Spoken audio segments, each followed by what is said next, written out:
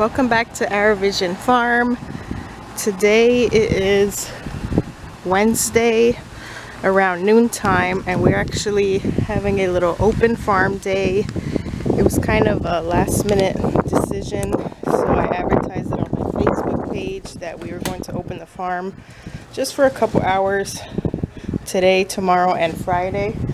So I set up my little shop with some things that I had for sale, and I'm just bringing some stuff out. I gotta turn on the light in here. Just made some fresh breads. I'm gonna try to display on here. And we have our jams, our candles on this side. I don't have any soaps right now. We're all sold out on soaps. But I have a couple things that people can shop from. Can't really see them too good, but there's candles up there and down here in the baskets. And some jams. I have the fresh baked breads, and I'm going to go and check in the gardens and see if there's anything ready to harvest. I'm not really sure how many people are coming today. Probably not too much. It's a weekday. People are still in school. But I figured if there's any homeschooling families or just anybody who is at home and wants to come and shop and visit us and visit the animals, then Wednesday, Thursday, Friday would be a good day. When I usually do the open farm days, I set up games and like paint and stuff, but I'm not doing that this time around. I didn't want to have to set up too many things. But I have our little baby quails out here for people to see. I brought the baby turkeys out. And then we have the sheep and the pigs in the back and the turkeys up here. So people are in the bird aviary as well. People can go in. We have the flower garden full of zinnias. And so yeah, I'm just opening up to the public in case anybody does want to come see us. And hopefully we make some sales, because last weekend we did an event and we also did the farmers market, and it just went really bad. Like, we expected to sell a lot more last weekend, so I pretty much decided to open these next 3 days to see if we can supplement a little bit of that income, because we definitely did not do as well as we expected. So hopefully somebody does show up today in the next couple of days and supports us with either a farm donation or just purchasing a little something from the shop. I have some plants out here, just some papaya trees and some extra elderberry bushes. I bought the cuttings from an Etsy shop that's here in Florida, and I started some. We planted 3 of them, but I don't really feel like planting these 2, so I'm gonna see if anybody else wants them. And I have a couple things, some blueberries from our bushes. I'm gonna see if there's any yellow squash ready to harvest, and maybe a bouquet of flowers just to have in our little shop as display. So I'm going to check out all the gardens and see if there is anything in there worth harvesting. That way, if anybody wants to also support us in purchasing anything like that, they can do that as well, and I can fill up my baskets in the farm shop. So that's what I'm going to do right now. Alright, so far I just found just a small yellow squash and a zucchini that my husband had picked yesterday. So our summer squashes are pretty much done. I picked a little jar of zinnias. I'll show you guys that in the shop. My camera was running a little on battery, so I went to plug it in just for a little bit. And so not very much to harvest, but I am going to grab some of these Italian kale and collard green leaves. So even if this stuff doesn't sell, we can still eat it. Worst case scenario, we feed it to the animals, but either way, this stuff has to get harvested, so it's not really a waste if it doesn't sell, because we will for sure eat it. So we got these collard greens. I think the only reason these are still doing good is because they're pretty shaded under these crepe myrtles. So, and then we still have our Italian kale that we've had for a good while now. I'm gonna trim some of that up and bag it up, wash it off, and see if it sells. And this garden, this is the one where I said the deer came in and ate the top of our sunflowers. but it didn't eat all of the sunflowers, all the tops. I thought it did, but you can see it ate the top of some of these, but a lot of them still have blooms, so that's pretty exciting. Hopefully the deer does not come back. So these are supposed to be the red burgundy sunflowers, which I love. I love the deep purple color of the red sunflowers, so I can't wait till those start blooming. Our mammoths are pretty much almost done. We're gonna let them go to seed and save those seeds for sure, so we could plant some more. But I thought the deer had finished everything off. It's a good thing it didn't now that I came and got a closer look. So from this garden I picked a couple carrots too. Or I think I already said that. I picked some carrots. I see some tomatoes. They were almost ready to pick. I rather pick tomatoes before they are fully ripe because I don't want anything to get them. Got one tomato, and I think I saw some on the other plant over there. I think it's safe to pick these and let them ripen off of the plant. That way no pests get them.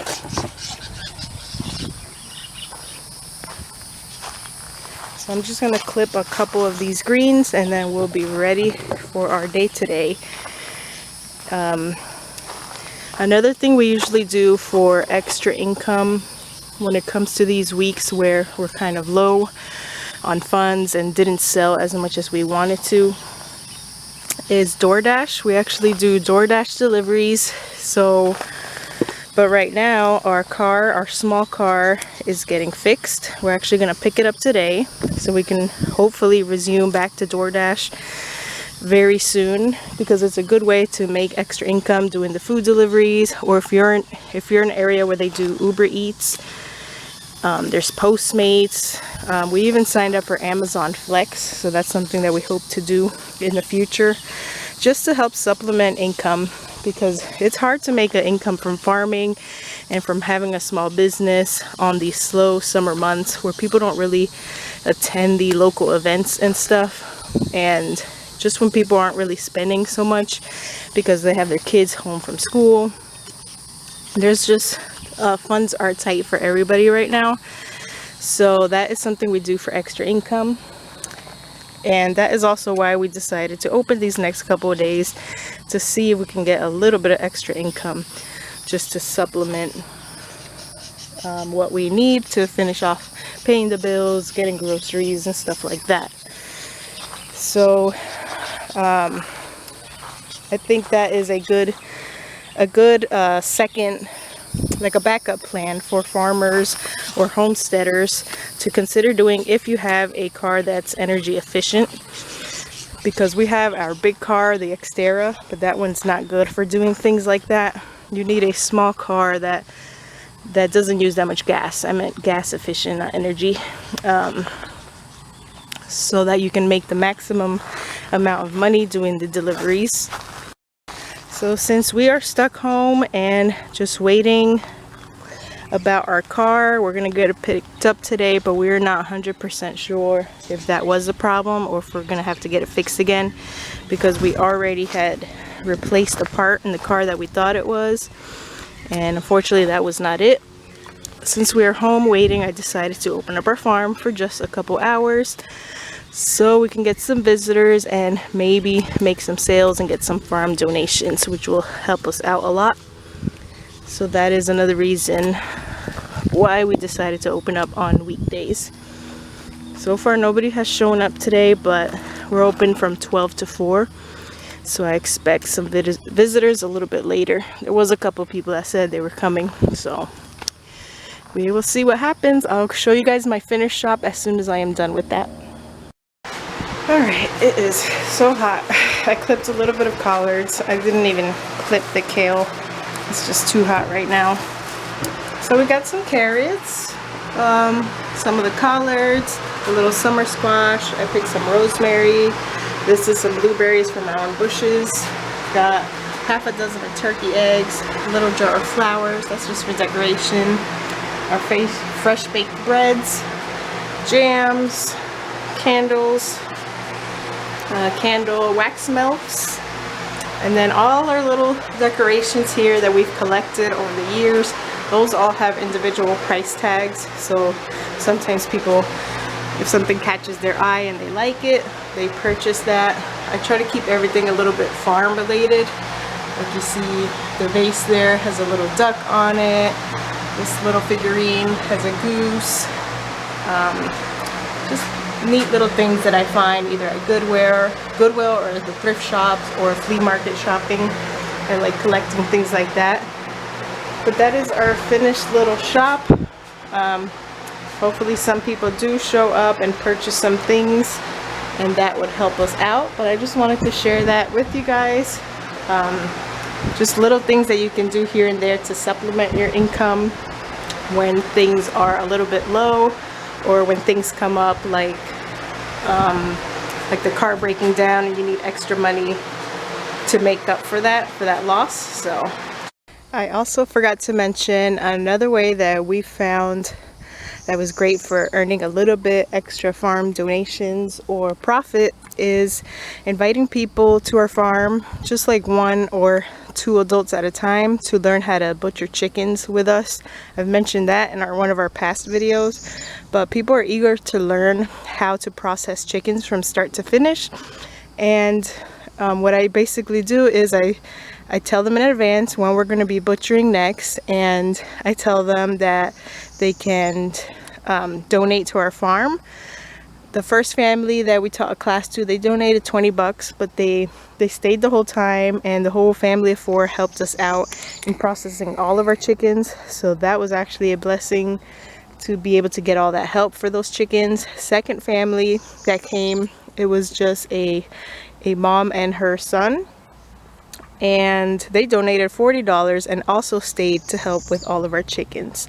So that is awesome, and it works out because we get the help, the help in labor, and at the same time they're donating for us to be able to teach them how to do a valuable skill, because these are families that want to raise their own chickens in the future as well.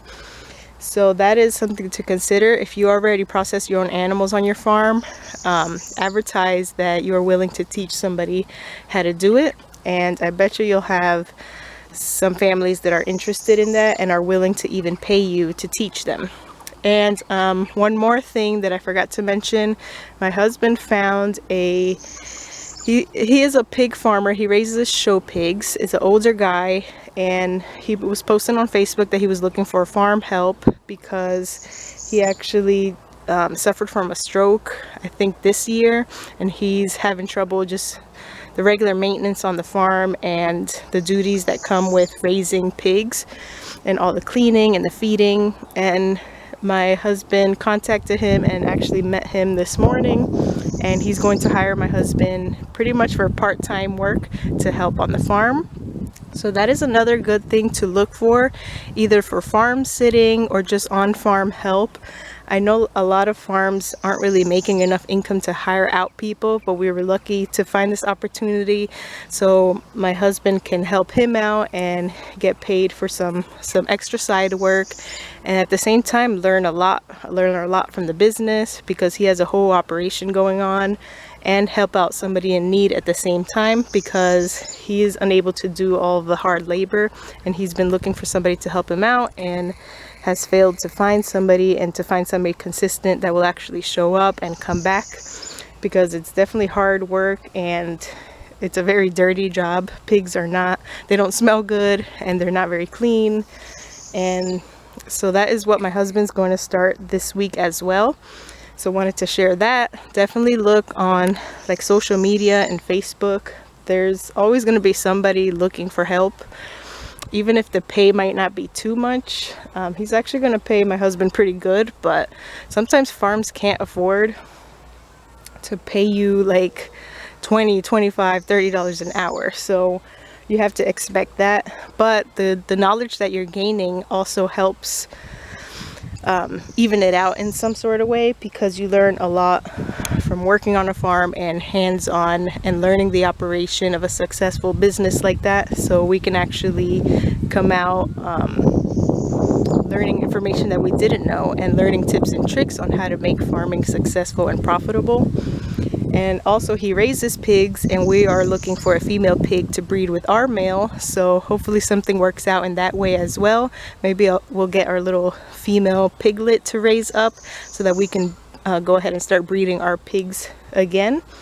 So who knows, God opens lots of doors and opportunities, and everything works out for a reason. And so just wanted to share that other tidbit with you guys. If you're looking for ways to expand your farm income or your small business income, sometimes you do have to go out to other businesses and other farms and work alongside of them to make some extra cash, help somebody else out, as well as learn tons of information that you can use in your own business and your own farm. All right, guys, I hope you learned something and feel motivated by our story. We will see you guys in the next video. I'll keep you guys updated on everything going on here at the farm.